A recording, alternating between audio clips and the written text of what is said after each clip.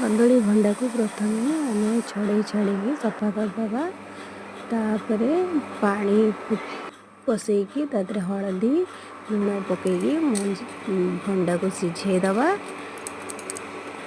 एवं सिझीगले ताको काढ़ी रखीदबा। मसला अदा रसुण पियाज लंका जीरा एगुड़ा सब मिसेकी बाटीदबा। तापरे मसूर को भिजेकी रखीदबा।